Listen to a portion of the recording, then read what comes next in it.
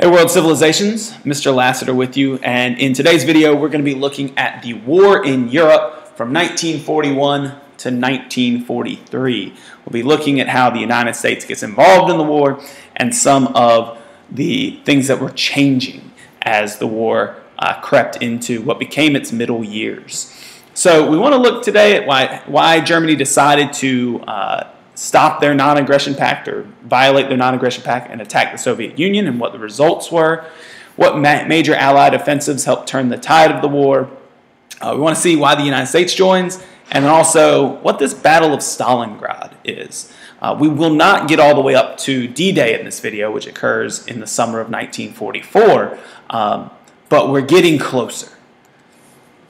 So here's a little bit of a recap. Remember, Germany has early victories. Britain basically is alone in fighting against Germany. Pause it if you need to spend a little bit more time on this slide, but this is a little bit of what Mr. Guilford talked to you about in our last video. So Germany does not want a two-front war. That's one of the biggest things that hurt them in World War I. So Adolf Hitler knows that that's not going to be a good thing for the Germans, fighting the British on one side and Russia on the other. But he was concerned that the Soviet Union was going to enter on the side of Great Britain. That was his biggest fear, and then he would have this major two-front war that he could not win. Now, Hitler believed that the Soviet Union's military was weak, and that he kind of understood that with the signing of the Non-Aggression Pact. And he believed that he could defeat them quickly if he went ahead and attacked in 1941. He kind of miscalculates there, as the Russians had been building up their military, though. He understood that if the Soviets were beaten and he could defeat the Soviet Union, Britain's hopes for the Soviets coming in on their side would be crushed. And so Hitler decides to schedule an invasion of Russia for the spring of 1941, hopefully wrapping up the campaign by that fall, similar to the quick defeats of Germany, or the quick defeats of Poland and France by Germany. But Germany had a little bit of a problem, and that was in the Balkan region. If you follow my mouse, that down there is the Balkan region, though it goes a little bit off the map here. He had cooperation of some of these nations, but Italy, who's meant to invade Greece, their invasion basically fails. And so by failing to defeat Greece, that left the entire southern flank of the German army open for attack by the British or the Greece or what have you. So Germany had to first secure its southern flank, which delays the start of the invasion of the Soviet Union, which of course is going to be a major problem when we're talking about weather in the Soviet Union or in Russia. So instead of invading back in the spring, Hitler cannot invade the Soviet Union until June. On June 22nd, 1941, Operation Barbarossa commences.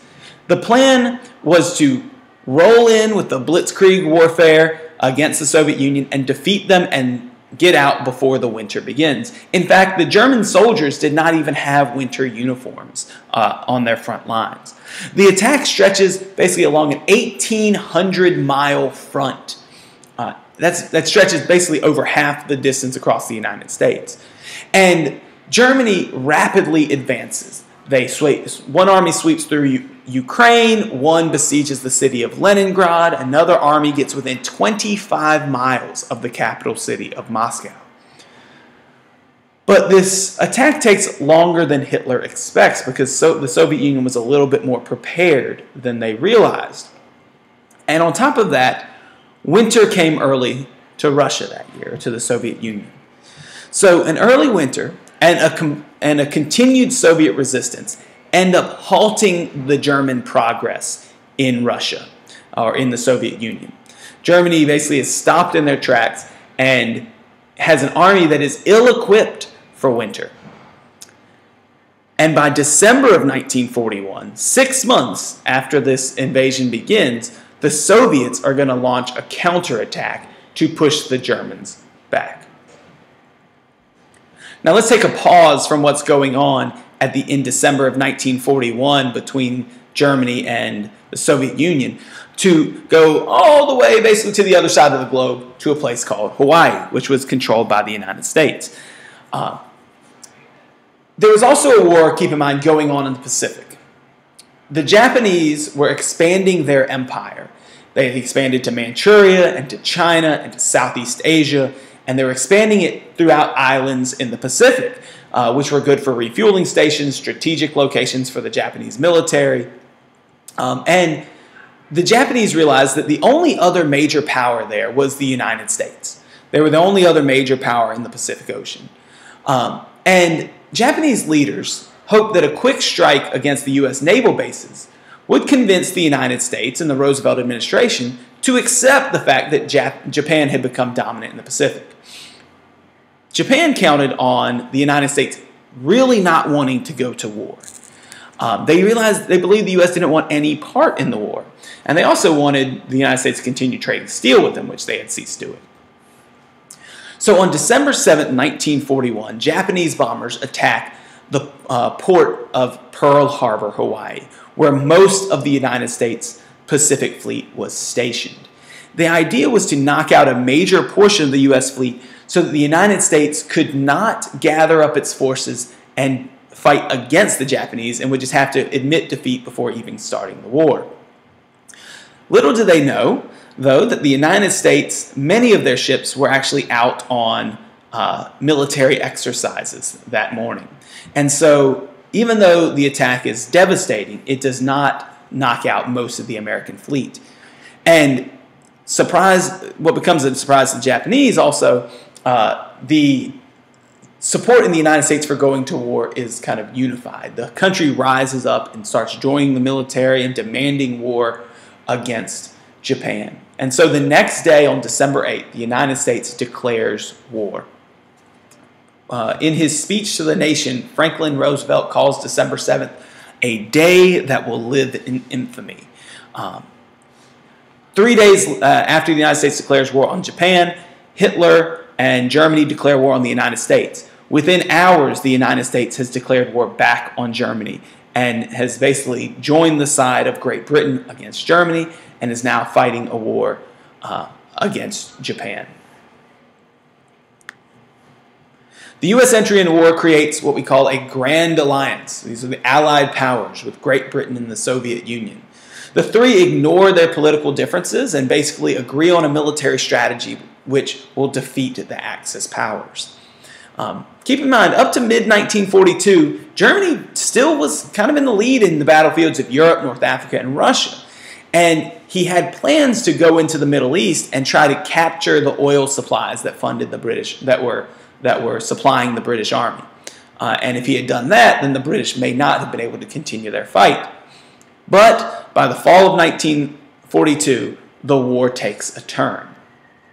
In North Africa, British troops stop General Rommel's troops, who was a German general, and they force them to retreat before they can take over British territories in Egypt. The British and American invasion of North Africa is very successful, and it actually forces Italy and Germany to surrender in North Africa. And as you can see by this Allied offensive, the Allied troops will, after conquering North Africa, then go through Italy and start pushing in from the south into Europe. On the Eastern Front, Hitler ignores many of his generals' suggestions and actually decides to attack Stalingrad in the Soviet Union, which is a major industrial center. So instead of securing up some of their supply lines for oil, instead he conducts another attack. Stalingrad possibly becomes the most terrible battle of the war. It has devastating effects for the city, millions killed. It begins in November of 1942 with the Germans advancing quickly. By February, the Germans had basically been stopped in their tracks, but this is after 3 months of fighting a war in the Russian winter. And the Germans are weakening. They are not well equipped for winter in Russia. So the Soviets, on February 2nd, 1943, launch a counterattack that stops and encircles the German troops, leaving them without supplies in the Russian winter. And the German army, who is attacking Stalingrad, perhaps the best of all the German armies, are forced to surrender, and they're taken captive by the Soviets. So by the spring of 1943, it's pretty evident that Germany is not going to defeat the Soviet Union in the East, although the war will continue there for some time.